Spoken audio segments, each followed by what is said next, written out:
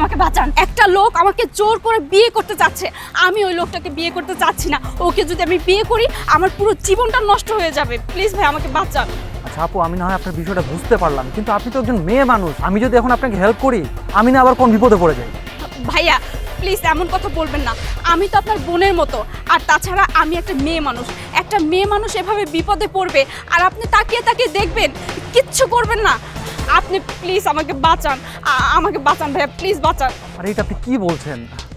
আচ্ছা ঠিক আছে, আপনি যেহেতু বলছেন আপনি আমার বোনের মতো, আসলে আমার বোন বিপদে পড়লেও তো আমি হেল্প করতাম। একটা কাজ করেন, আপনি ইটের পিছনে গিয়ে লুকিয়ে পড়েন, ওরা আসলে আমি সামলে নিচ্ছি। যান। আরে থ্যাংক ইউ সো মাচ। কি করছেন? আপনি আমার ভাইয়ের মতো কাজ করেছেন। এই এদিকে কোনো নতুন বউ দেখেছিস পালিয়ে যেতে? নতুন বউ কি বলছেন ভাই? কত মেয়ে যাতায়াত করে এদিক দিয়ে, আমি তো কাউকে দেখি নাই। আরে বোকা, লাল শাড়ি পরা, তার সাথে আমার বিয়ে ঠিক হয়েছে। আজকে তার সাথে আমার বিয়ে।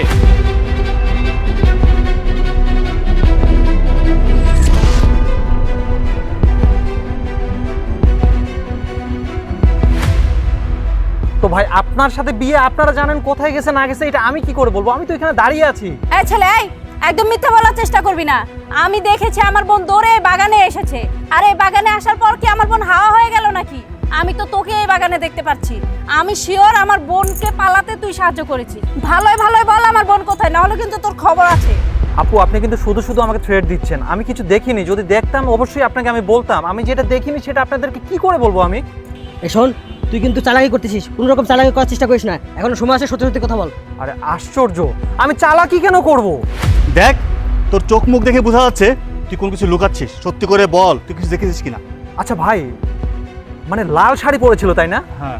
একদম বউ বেশে? আরে হ্যাঁ ভাই এই সামনে দিকে গেছে, একটু আগে আমার সামনে দিয়ে গেছে ভাই। এটা বলতে এতক্ষণ লাগে? চল। আপু আপনি এখন বিপদ মুক্ত, আপনি বের হয়ে আসতে পারেন। ওনারা ওদিক চলে গেছে। ভাইয়া আপনাকে অনেক ধন্যবাদ। আপনি নিজেও জানেন না আপনি আজকে আমার কত বড় উপকার করেছেন। আচ্ছা আপু ঠিক আছে। আচ্ছা যদি কোনো সমস্যা হয় আমি আপনাকে বাসায় পৌঁছে দিয়ে আসি? না ভাইয়া, বাসা পর্যন্ত দিয়ে আসতে হবে না। আপনি অপরিচিত মানুষ হয়ে আমার যে উপকার করেছেন এটা আজকালকার যুগে কেউ করে না। আপনি যতটুকু করেছেন এতেই আমি ধন্য। অনেক ধন্যবাদ, আমি একা একা যেতে পারবো। আচ্ছা তাহলে আমি এবারে গেলাম। আচ্ছা। হ্যালো মা। হ্যাঁ আমি ব্যাংক থেকে টাকা তুলে এনেছি। আরে আমি 5 মিনিটের মধ্যে আসতেছি। আচ্ছা।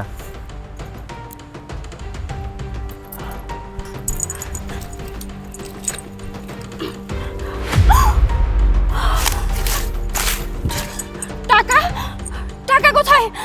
আমি তো টাকা এখানেই রেখেছিলাম। টাকা কোথায় গেল? কে নিল টাকা? টাকা কোথায় গেল? এটা কি হলো? এত কষ্ট করলাম, সব কষ্ট বৃথা গেল। এখন কি হবে? আমার সাথে যারা আছে তাদেরকে আমি কি জবাব দিব? ওরা তো মনে করবে আমি মনে হয় সব টাকা আত্মসাৎ করেছি। আমার টাকা? আমার টাকা কই? আল্লাহ। এই যে ভাই, এই যে আপনার টাকা। আমার টাকা আপনার হাতে? মানে মানে আপনি কি আমার টাকা চুরি করেছেন? না না ভাই, আমি চুরি করি নাই। আপনি যে মেয়েটাকে সাহায্য করছিলেন না, সে আপনার টাকাটা চুরি করছিল। আমি কৌশলে উদ্ধার করে আনছি। কি বলছেন ভাই? ভাই আপনাকে অসংখ্য ধন্যবাদ। আমার নিজের মেয়ে বলে বলছি না বাবা, আমার মেয়ের মতো এত ভালো মেয়ে এই তল্লাটে তো নাই, 1000-এও পাওয়া যাবে না। আমার মেয়ে রূপে গুণে বুদ্ধিতে কোনো কিছুতেই কমতি নেই। তোমার বাবা বলেছিল যে তুমি যদি আমার মেয়েকে পছন্দ করো তাহলে তোমাদের বিয়ে পাকা করবে। তুমি যখন এসেছো আমি খুব খুশি হয়েছি। আসছো যখন আমার মেয়েটাকে একবার দেখো। উর্মি, উর্মি একটু বাইরে আয় তো মা। তা বাবা পড়াশোনা কেমন চলছে তোমার? চলছে আলহামদুলিল্লাহ। এই তো। ডেকেছো? আপনি? আপনি? কি ব্যাপার, তোরা একজনের পর্যন্ত চিনিস নাকি? হ্যাঁ আঙ্কেল, আপনার মেয়েকে আমি খুব ভালো করেই চিনি। আরে থ্যাংক ইউ সো মাচ। কি করছেন? আপনি আমার ভাইয়ের মতো কাজ করেছেন। আঙ্কেল আপনি বলেছিলেন না আপনার মেয়ে অনেক গুণে গুণান্বিত? আপনি ঠিকই বলেছেন। আপনার এই মেয়ে অনেক গুণে গুণান্বিত।